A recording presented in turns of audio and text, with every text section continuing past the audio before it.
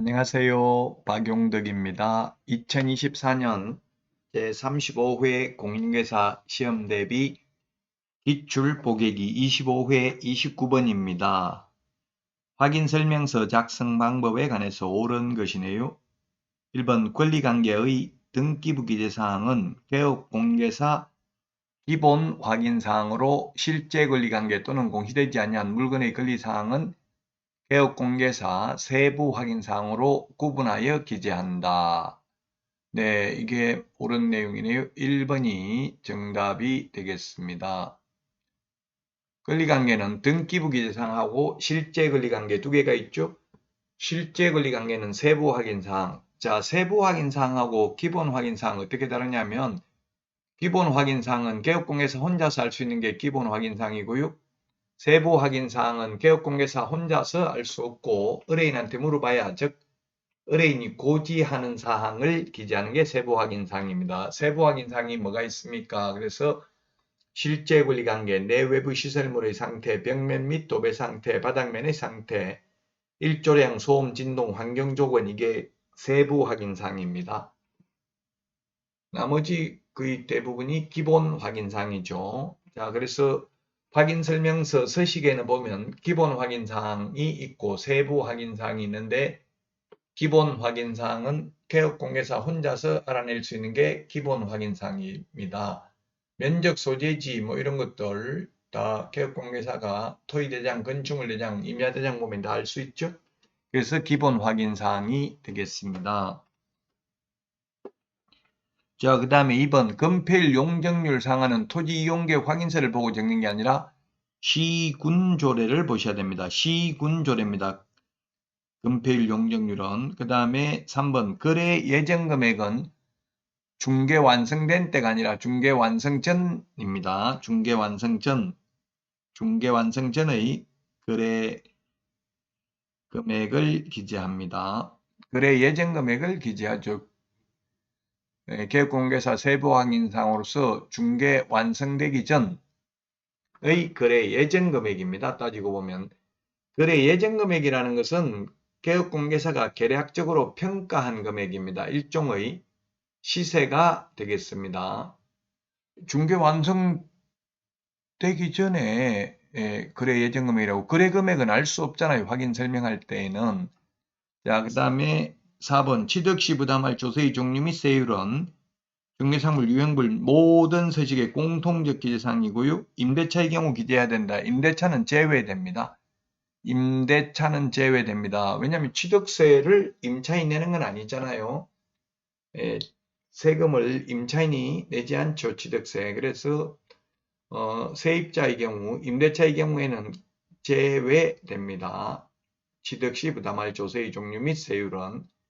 그래서 틀렸고, 5번 중개보수는 법령으로 정한 요율 한도에서 의뢰인과 개업공개사가 협의하여 결정하며 중개보수에는 부가가치세가 포함된 것으로 본다. 포함되지 않고 제외된 것으로 봅니다. 별도의 부가가치세를 받아도 됩니다. 일반 과세 사업자라면 10%, 간이가세 사업자라면 3% 받아도 법령 위반이 아닙니다. 중개보수 초과에 저촉되지 않습니다.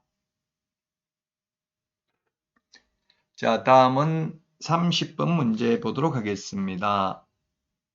거래계약서 작성에 대해서 옳은 것은 했는데 1번 확인설명서 교부일자 필요적 기재사항 아니다가 아니라 해당됩니다. 인물계약금 인권조교, 우리 암기프린트 9번, 암기프린트는 네이버 카페 박용덕 박사의 부동산 여행에서 다운로드 받을 수 있다고 했죠. 자, 그 다음에 2번 당해 중개인을 한 소속공개사도 계약서를 작성할 수 있다. 이 경우 개업공개사만 서명 및 날인하면 되는 게 아니라 당해물을 수행한 소공도 서명 및 날인해야 됩니다. 그래서 2번 틀렸고요. 3번 거래계약서는 표준서식 사용해야 된다가 아니라 국토부 장관이 표준서식을 정해서 사용을 권장할 수 있습니다. 그래서 3번 틀렸고, 4번 법인의 분사무소가 설치되어 있는 경우 그 분사무소에서 작성하는 거래계약서의 책임자가 서명 및 날인해야 된다. 예, 그렇습니다. 책임자가 작성했으면 책임자 반드시 서명 및 날인을 해야 되겠죠. 물론 당해물 수행한 소속공개사 있으면 소속공개사도 함께 해야 되고요. 자, 그 다음에 개업공개사가 계약서를 거짓으로 기재한 경우 이중계약서를 적어도 공인중개사법에는 1년 이하의 징역이나 1,000만 원 이하의 벌금이 없습니다. 이중소속, 이중사무소, 이중소속은 있지만 없는 이유가 형법에 사문서 위조죄가 있기 때문에 일반법인 공인중개사법에 따로 벌칙을 둘 필요가 없을 것입니다. 그래서 4번이 정답이 되겠습니다. 자, 다음 문제 보겠습니다. 31번 문제입니다. 부동산 거래 신고 등에 관한 법률 틀린 것은 했는데 1번 거래 당사자가 다수인 경우 매수인 또는 매도인의 주소란에 각자의 거래 지분 비율을 표시해야 되고요. 자, 그 다음에 2번 거래 대상 부동산의 종류가 건축물인 경우에는 건축법 시행령에 따른 용도별 건축물의 종류를 정한다. 단독주택, 공동주택, 1종 건생, 2종 건생 이런 거 있죠. 자, 그 다음에 3번 거래 대상 면적에는 실제 거래 면적을 계산하여 적되 집합 건물의 경우 전용 면적과 공용 면적 합산한다 했는데 틀렸네요. 네, 공용 면적은 안 해도 되죠. 자, 그래서 합산해야 된다 틀렸습니다. 전용 면적만 적으면 됩니다. 면적을 적을 때는 집합 건물인 경우에는. 그 다음에 집합 건물 아닌 경우에는 연면적을 적어야 되죠.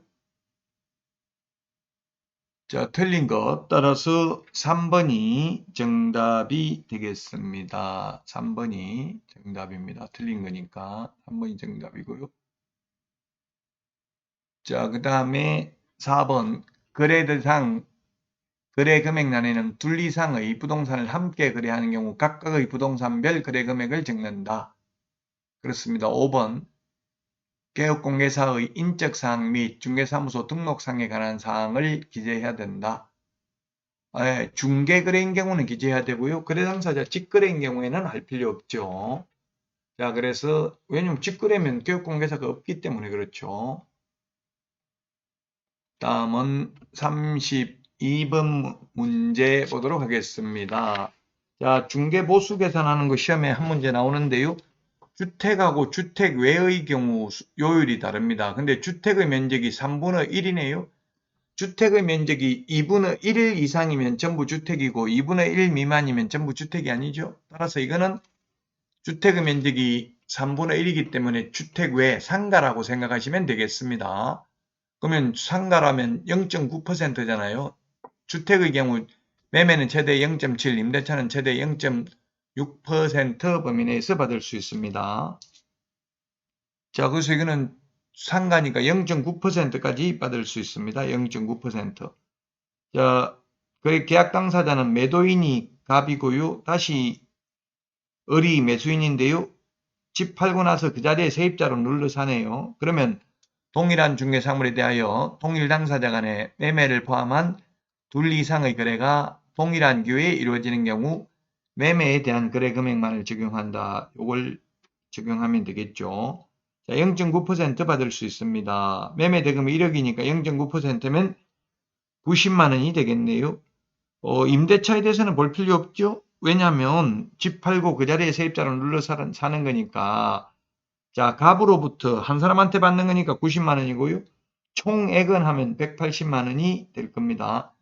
3번이 정답이 되겠습니다. 주택의 면적이 3분의 1이기 때문에 상가입니다. 상가. 주택 외입니다. 그래서 0.9% 받을 수 있다고 90만 원. 누구한테만 받는다고 돼 있어요? 갑한테 한 사람한테 받는 거니까 90만 원이 정답이 되겠고요. 만약에 총액은 하면 180만 원이 정답이 될 것입니다. 자, 이번 시간 여기까지 하고요. 여러분 다음 시간에 만나요. 안녕.